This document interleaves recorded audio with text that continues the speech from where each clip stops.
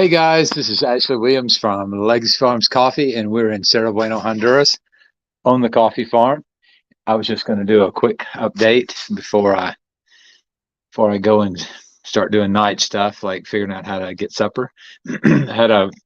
Anna's husband came and picked me up at the airport, and when he got there, our plane was a little bit late, and so he had to hustle back, so we didn't get a chance to go shopping. Or my normal routine is when I leave the airport, I take a taxi over to my car. From my car, I go to the grocery store, and then from the grocery store, I go get anywhere from 1 to 10 pizzas and head to the farm. And I usually shoot for getting here by 4:30 to 4:45. But today, when he picked me up, he said that they were picking coffee, and that his guys were going to get through picking at 3, and he needed to be there pretty soon after that to start weighing coffee. So we just came straight back. I did talk him into pulling over and getting us a couple of Pepsis and some chips. But other than that, we drove straight here. And then it's just a matter of unpacking everything I had in my bag and getting the house sort of opened up again. It hasn't been but like 7 weeks since I've been here. So, and I can tell. So it's always nice to when everything is sort of ready for you. And she hung out the shower curtains. I guess had some mildew on it, so she scrubbed it down. And video found me some bananas. So I am set. But I didn't get anything. So I like going shopping to eat. So I like going shopping in Comayagua because they have the good chicken and good hamburger meat and a lot better options as far as cheese and stuff like that go, and fruit. You can get it all in one place. So I'm trying to find somebody that'll come and guard for me for about 2 hours. You can't see very well in the background, but the fog is coming in pretty quick. So I'm going to try to. The Toyota started, the little 4Runner we have. It started right up. But we had some brake work done on it, and right after that, the mechanic quit. And so I'm a little nervous about driving it.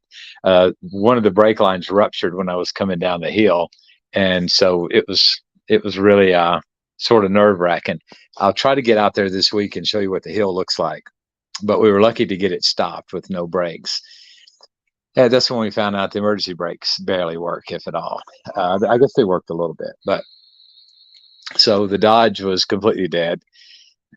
Pedro normally, I taught him how to charge the batteries, but because the season was early, he's living in Llano on the farm drying the coffee.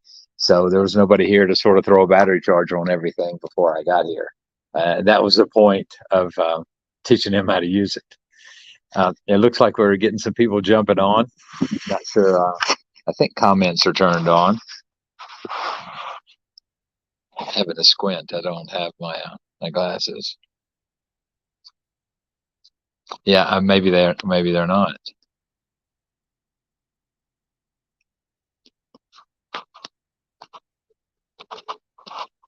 Well, I don't see how to make a comment.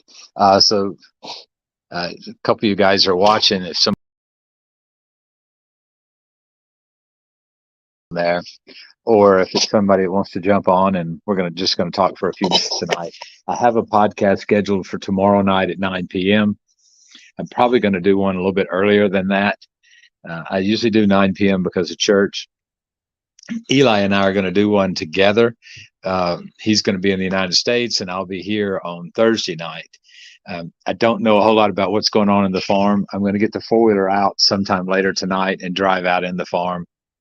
For right now, I'm going to try to get somebody to watch the place while I run and get groceries. But if any of you guys have any questions or just want us to give me a shout out and say who's watching. But we got here, it was fairly uneventful. I got through customs and all that stuff. I did get, if y'all saw on my my thing earlier, my ticket said seat 23, and I got off the plane from Wichita to Houston, and it was literally just quick as I could get there. I started looking, and it said boarding now. So I was afraid to even go to the bathroom, that it was boarding now. And then when I got to looking down on my phone, it said boarding group 1. So that's why it was boarding now, because I got to board with the first of them. And then I got into the plane, and normally you walk into the plane, you turn right, and you go find your seat. Well, I turned right, and I couldn't find. It started out at row 7, and so the flight attendant says, "No, you're this way." And I guess it might show that I'm a rube or something, but I've never seen a plane that big. And if you'll go look at my Instagram or my Facebook page, the thing was huge, and the seats were electric, and they would like fold out into a bed, and so you could just stretch out and go to sleep. Everybody had like a big TV down there. Um, there was like you could plug in 110 volts, you could plug in USB, just, and it had a set of United like headsets, not like the little ear things you stick in. Everybody had their own blanket, and then they really rolled it out when they came out with hot towels for us to wash our hands and face with, and then a menu for whatever you wanted for breakfast. Uh, so it was pretty cool. Uh, I've never been in a real first class, I guess. We've gotten bumped up a few times, but this was pretty cool being able to like lay down and take a nap. But so maybe some of my travels with Eli, he's been wanting to get first class. We've never done it. But the main thing we're doing, my family's coming behind me. They'll be here in exactly 2 weeks. And then that's when the next picking is going to start. The next picking will start on the 15th, and they're going to come on the 16th. That was just the best price we could get on tickets for them, and they needed to close up a few things. And we're making it now where Julia doesn't have to be here so long, because there's a lot of stuff going on at the roastery now that's picking up a little bit. I see Mildred Mathis from good old Crockett County. I haven't been there in well over a year. We're going to go the end of March, first week of April. We're gonna be there, but until I'll be here till probably the 20th, 22nd of March. That's sort of the end of our harvest season. Then I'll go to Tennessee for a little bit for 4 or 5 days. Then I'll be in Kansas for a month, and then we come back to the farm. Hey, Richard, how you doing tonight? Yeah, everything went pretty smooth. I popped my batteries off of the Dodge, and I'm cleaning the terminals, and I put both of them on separate battery chargers. So the the batteries are charging up. So if that and it'll crank up. It's not unusual. The last time I was here, I hardly used the truck, and then it's been sitting for almost 2 months. So it's not that unusual for the batteries to be bad. Hey, Bill, how's the world treating you?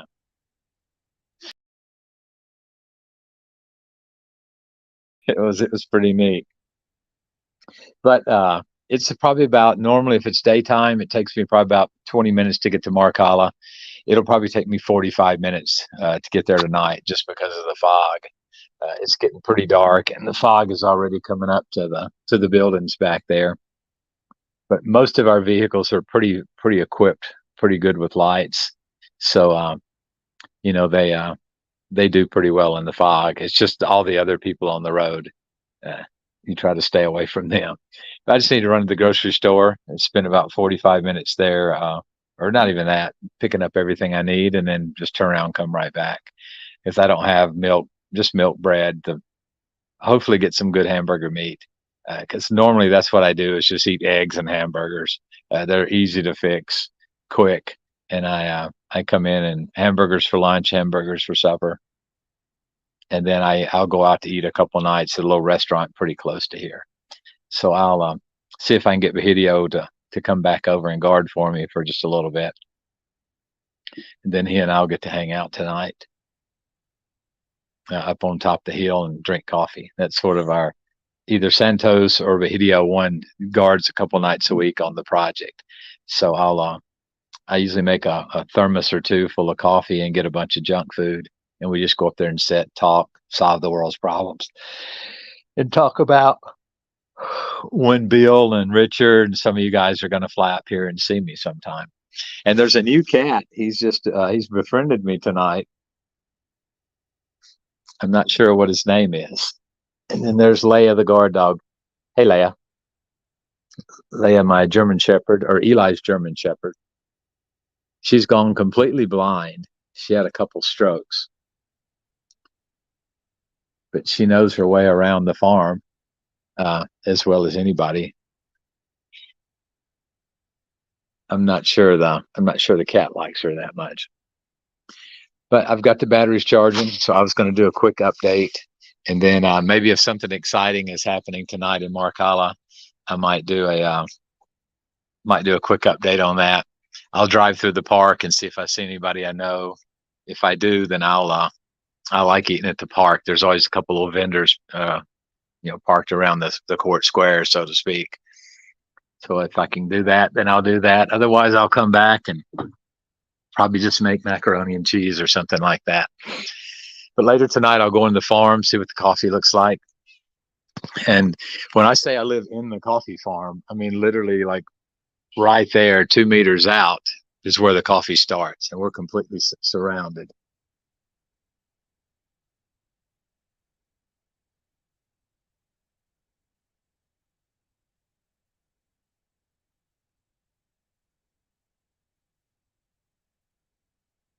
Oh, okay, John, you're talking about I divide my time. Okay, I'm with you. I thought they did. No, we're hoping that we get this second apartment finished. We can get a few more people coming, and we thanks Mildred. I'm gonna sure try. If the vlog's too bad, I won't even get out. But usually when I get about 2-3 miles from the house, we're on the top of the mountain, literally. So as soon as I start going down the mountain a little bit, the fog subsides quite a bit. And then it's fairly easy driving. And I'm going to drive super slow because I'm testing the brakes out anyway. So we'll sort of see, how everything works. And if it seems dependable, then I'll go on into town and get my shopping done. I think this cat's going to be annoying if he keeps jumping up on me. Uh, Tomorrow we drive out to Llano, and I'll do a couple videos there. Pedro's been living there for the last 2 weeks, and so he's drying probably the last of the coffee. And then I'm going to do some videos of the coffee that's already dried, and we'll start pulling samples of that tomorrow. And I'll do some roasting tomorrow night.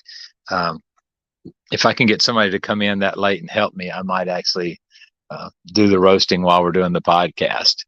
And so we'll just see what happens. But how are we doing tonight, John? Thanks for jumping on. I'm tickled how many people watch are watching right now. But I'm going to get back at it. If you guys have any questions or anything you want to see, tomorrow I'll do some videos of what the coffee actually looks like when it's daytime. But Bahidia I will go out to the drying field and make the decision when everything is going to be ready to go and get and bring back to the farm. So we'll test a lot of coffee. And then tomorrow afternoon, I'll go down to I've got what's called it's an Isuzu NQR, if you guys want to Google that. So I'll go down here tonight and put the battery charger on it because it hadn't been started in 4 or 5 months.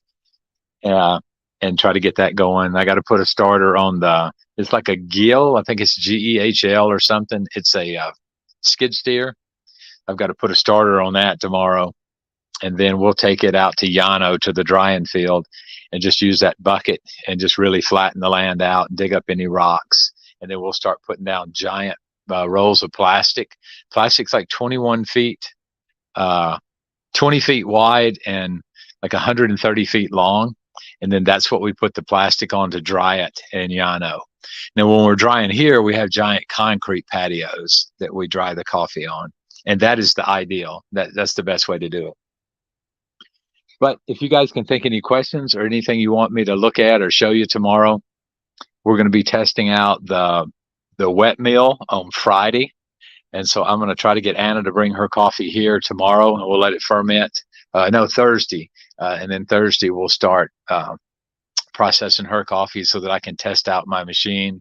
And, we process her coffee anyway. So might as well do it while I'm testing out my machine. I think Anna has about 1,800 pounds of raw coffee, like in the cherry.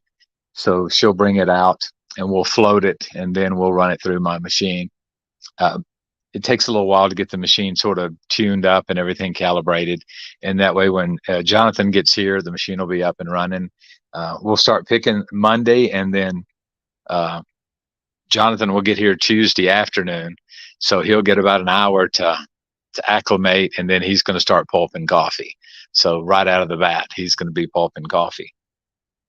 And then that's pretty much his job every day for the next month, is he'll just be running the pulper.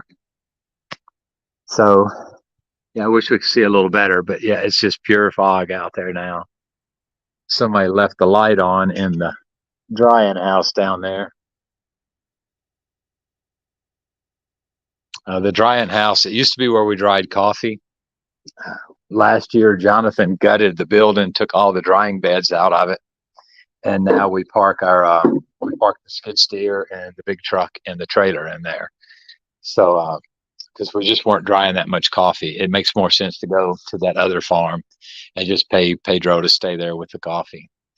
All right, guys. Well, thanks for looking in on me tonight. If you have any questions, shoot them to me, and then I'll do a couple more videos, and I'll probably be on live every night this week giving updates. All right, thanks. You guys have a great night. And Julia's still there shipping out coffee, so if anybody needs something, just let us know, and we will get with you get it to you as quick as we can. Thanks, guys.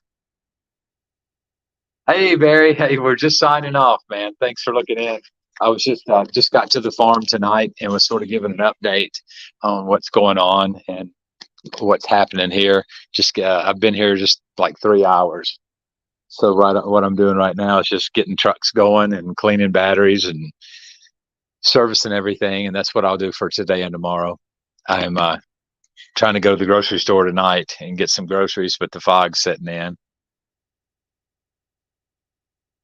Yeah, I'll be doing a podcast tomorrow night, 9 o'clock Central, Barry, if you want to jump in on it. Anytime you want to get on screen and let's talk coffee. But tomorrow I'll have a couple more videos I'll be posting of out actually in the coffee farm. And so if you've got any questions, anything you want me to look at or anything I can help you with, just let me know. But otherwise, 9 o'clock Central tomorrow night, which is Wednesday night, we'll be online. And then probably about 7 o'clock on Thursday night. All right. Thanks, guys. We'll talk to you soon. Good night.